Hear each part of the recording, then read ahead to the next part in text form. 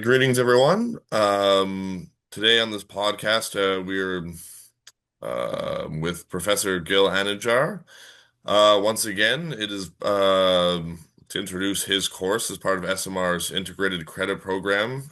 His course will take place this October/November and is entitled The Concept of the Anti-Political. Over this short podcast, we'll sort of discuss the basic details of some of the things will go on therein, some of the philosophical topics and questions, and we'll just sort of have a short conversation with them about the course. So thank you once again, Gil, for your generously giving us your time. Before I give you the floor, I just want to quickly introduce the School of Materialist Research itself, and then I will quickly introduce Gil to all of you. Likewise, if you are indeed interested in his upcoming course, you can go to the schoolmaterialistresearch.org. You'll go to the education section, and then you'll be able to find the integrated credit program there. The School of Materialist Research is an education and research inter-university grassroots platform that offers integrated credit programs, seminars, special programs, and research initiatives that address materialisms running through contemporary science, philosophy, art, mathematics, design, architecture, and politics. SMR was founded by the Center for Philosophical Technologies at Arizona State University, the Institute of Social Sciences and Humanities Skopje, the Department for Architecture, Theory, and Philosophies of Technics at TU Wien, and the Critical Inquiry Lab at the Design Academy Eindhoven, and serves as the global hub for education, research, and experimentation at the intersection of the humanities, social sciences, creative fields, and the STEM sciences. Now, Professor Gil Anidjar teaches at the Department of Religion and the Department of Middle Eastern, South Asian, and African Studies at Columbia University. Among his books are The Jew, the Arab, A History of the Enemy, with Stanford University Press in 2003, Quepel dans Destruction, Heidegger Derrida, with Press de l'Université de Montréal in 2017, and On the Sovereignty of Mothers, Political as Maternal, with Columbia University Press in 2024. So again, his upcoming course is called The Concept of the Anti-Political. So if you could just briefly introduce the course for everybody, that would be great. Thanks. Sure. Yeah. So I think the basic idea is very simple. In economics, there is this notion of externalities, which basically means that if you want to build a factory, you are concerned with your shareholders, stockholders, you are concerned with your employees, you are concerned with the material you want, and then you make your stuff, you sell it, and everything is good. And if what you're making is polluting the river that is going by your factory, that is called an externality, right? Everything before that is part of the economic process, production, marketing, etc. But externalities are just that, externalities. And whether the purpose of economic thought is to actually include those externalities within its thinking, as people who are concerned with the environment might say, or whether a different thinking of economics is necessary, is not a question that I'm capable of answering, but I'm interested in kind of transposing that particular issue to what we call the political. And the reason for that is because when I finished my book on mothers, which are not necessarily, mothers are not necessarily the most obvious of political subjects. In fact, one might argue that they are constantly used and abused by polities, but they are not given pride of place within political thinking, certainly not within the Western tradition. And by the time I was done, I became ambivalent about the fact that I make the argument, I don't regret making it, but I make the argument that in fact, mothers are the very condition of the political. And what I wanted to do with this course was to actually revisit that particular argument and take into consideration that, in fact, many of the things that I've been interested in over the course of the past 25 years, 30 years, are precisely such ambiguous objects that are, and blood is another example, that are eminently political from a particular perspective, but also absolutely external to the political. One could call them externalities. Um, and because I fairly recently read Cedric Robinson, who actually makes a quite compelling argument about the way the terms of order of the political have actually maintained an exclusion, which for him has to do with anarchy, but also with different ways of collective being. I figured I will try to understand better what Robinson is doing. The notion of anti-politics is not his invention. There are a few people who have tried to articulate a notion of anti-politics, mostly about today, right? So populism, for example, as being an anti-politics. That's not necessarily the direction where I want to go, but I will want to explore different understandings of the anti-political, but with the intent of focusing on what Robinson has to say in order to think those, again, externalities. And as I think I suggested, models are one, the enemy is another, God is a third.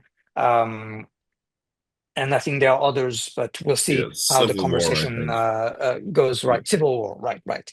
Um, so this is the basic idea, and we'll just see how it goes, how we actually think about those things, and what it might mean to either bring them in or to leave them out, but with hopefully a different way of thinking their exteriority.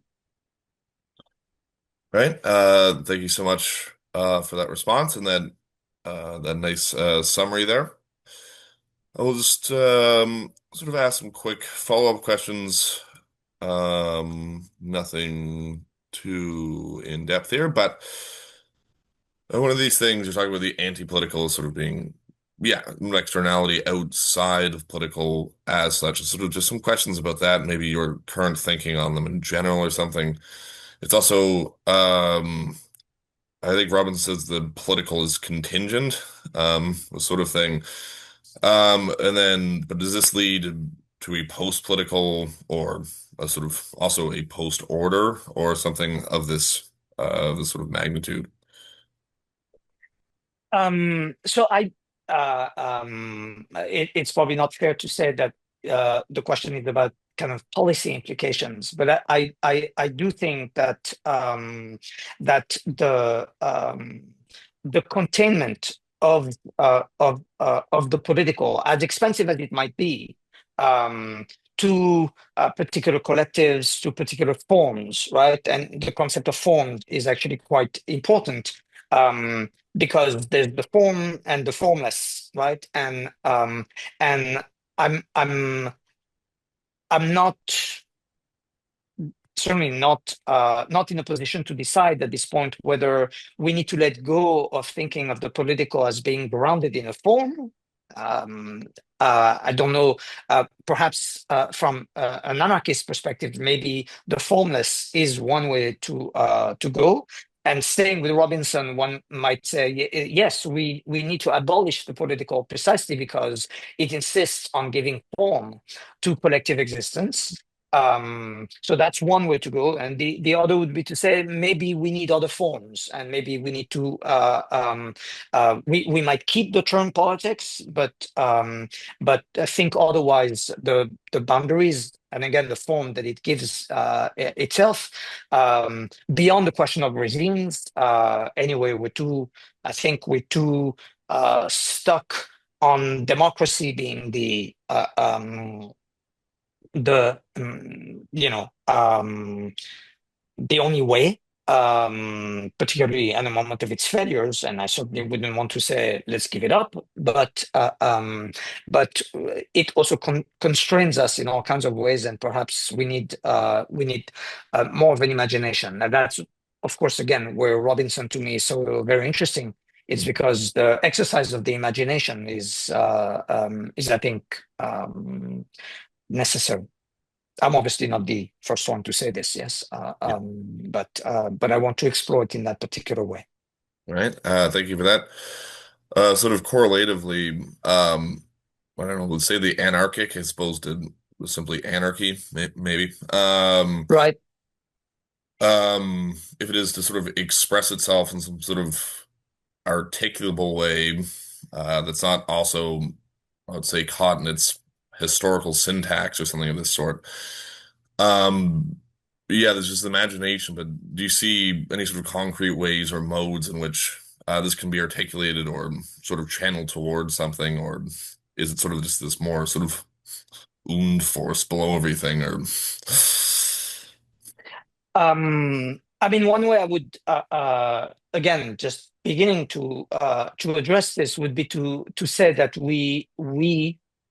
whoever we are, we come together around very, very different, not necessarily principles, which is where RK comes in, but also very different commitments and different affinities, right? So we might go to the list: race, class, gender, religion, etc. Nation, obviously.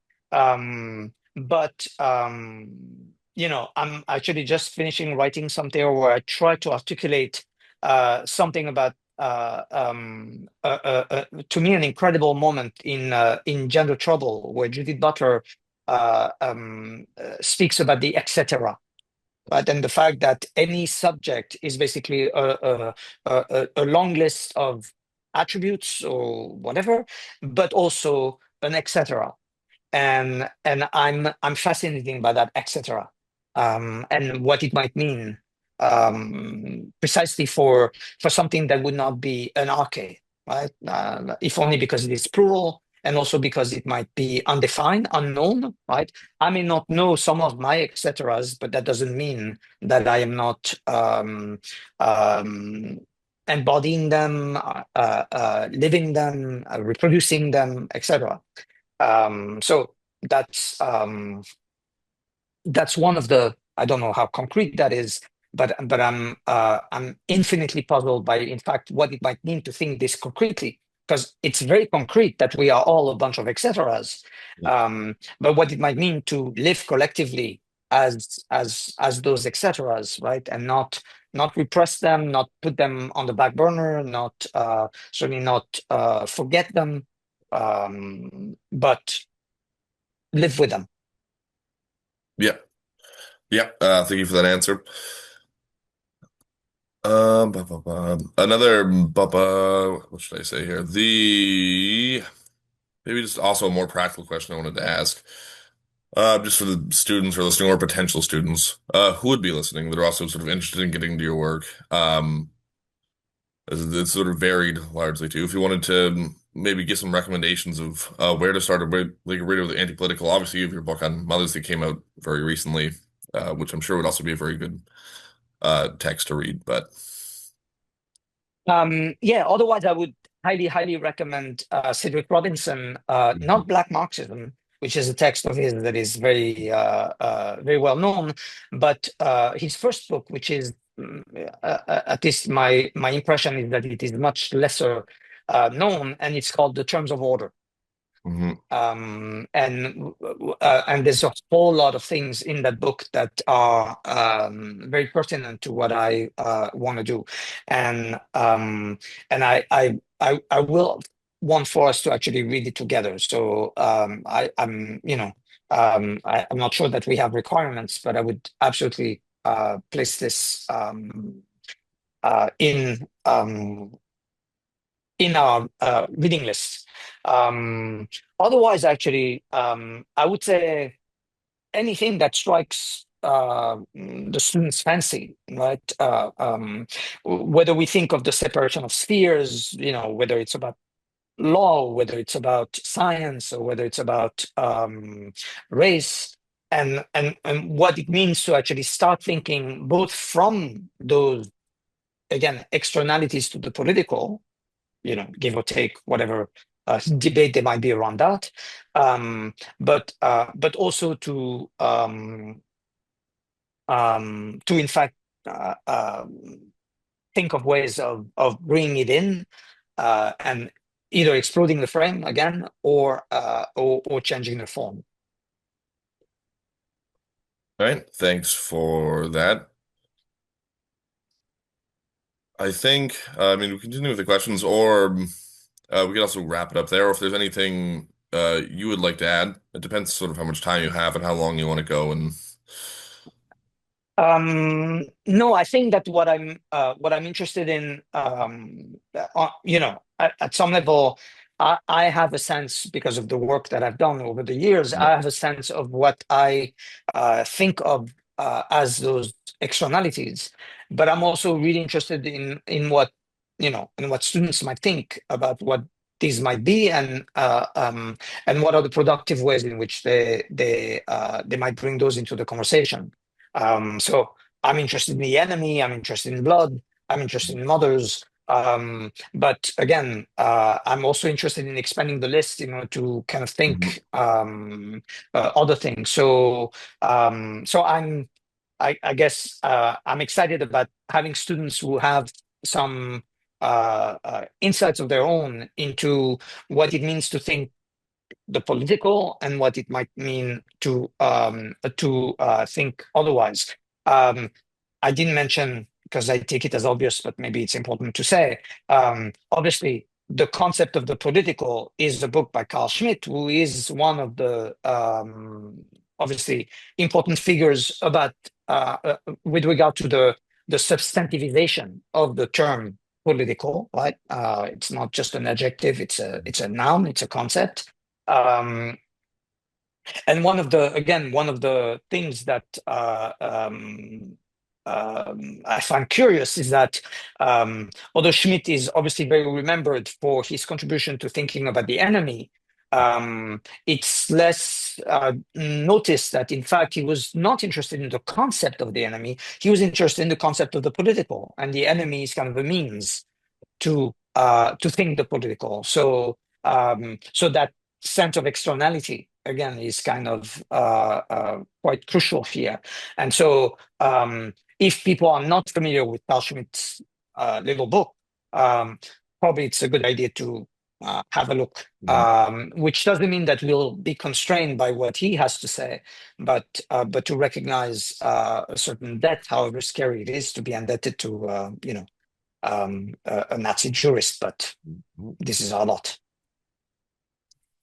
It certainly is. I guess before it is sort of curious, I sort of came to this sort of quadral series of Mother, Enemy, God, and Civil War.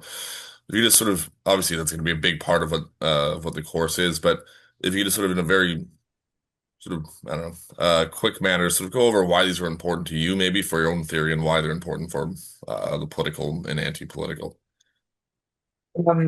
Well, because I mean, I I I I tend to think um, about things that kind of befall me, and not so much, I'm not out there looking for things, but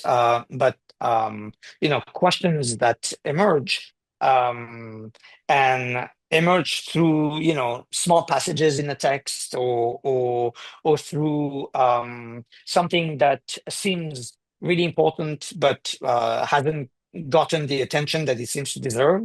One of my favorite examples is of all the plays that Shakespeare wrote, all of which have been compared with each other, and in all kinds of ways.